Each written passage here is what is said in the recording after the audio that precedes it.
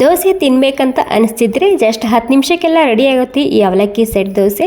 ಅರ್ಧ ಕಪ್ಪ ಅವಲಕ್ಕಿ ತೊಗೊಂಡಿದ್ದೀನಿ, 1 ಕಪ್ಪ ಚಿರೋಟಿ ರವೆ, ಅರ್ಧ ಕಪ್ಪ ಮೊಸರು, 1 ಕಪ್ ನೀರು ಹಾಕ್ಕೊಂಡು ಮಿಕ್ಸ್ ಮಾಡ್ಕೊಂಡು ಒಂದು 10 ನಿಮಿಷ ನೆನೆಯೋದಕ್ಕೆ ಬಿಡ್ತಿದ್ದೀನಿ. ಅಥವಾ ನಿಮ್ಮಲ್ಲಿ ಟೈಮ್ ಇಲ್ಲ ಅಂದರೆ 5 ನಿಮಿಷ ಬಿಡ್ಬೋದು.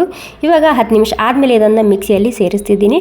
ಅದ್ರ ಜೊತೆಗೆ ಸ್ವಲ್ಪ ನೀರು ಹಾಕ್ಕೊಂಡು ಸ್ಮೂತಾಗಿ ರುಬ್ಕೊಂಡು ತೊಗೋಬೇಕು. 1 ಚಮಚ ಸಕ್ಕರೆ, ರುಚಿಗೆ ತಕ್ಕಷ್ಟು ಉಪ್ಪನ್ನ ಹಾಕ್ಕೊಂಡು ಸ್ಮೂತಾಗಿ ರುಬ್ಕೊಂಡು ತೊಗೊಂಡಾಗಿದೆ. ಇವಾಗ ದೋಸೆ ಹಿಟ್ಟು ಯಾವ ರೀತಿ ಇರುತ್ತೆ ಅದೇ ರೀತಿ ಆಗಿರಬೇಕು. ಮೆಣಸಿನ್ಕಾಯಿ, ಈರುಳ್ಳಿ, ಕ್ಯಾರೆಟು, ಕರಿಬೇವಿನ ಸೊಪ್ಪು, ಕೊತ್ತಂಬರಿ ಸೊಪ್ಪು ಹಾಕೊಂಡು ಮಿಕ್ಸ್ ಮಾಡ್ಕೊಂಡಿನಿ. ಸ್ವಲ್ಪ ಇಲ್ಲಿ ಎಣ್ಣೆ ಬಿಸಿ ಮಾಡ್ಕೊಂಡಿನಿ.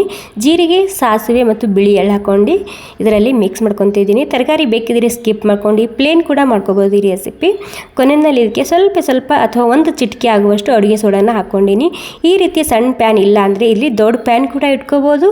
ಅದು ಕೂಡ ಇಲ್ಲ ಅಂದರೆ ದೋಸೆ ತವದ ಮೇಲೆ ಕೂಡ ಮಾಡ್ಕೋಬೋದು. ಪರ್ಫೆಕ್ಟಾಗಿ ಬರುತ್ತೆ ಈ ಹೆಲ್ದಿ ಆಗಿರುವಂತಹ ಅವಲಕ್ಕಿ ಸೆಟ್ ದೋಸೆ.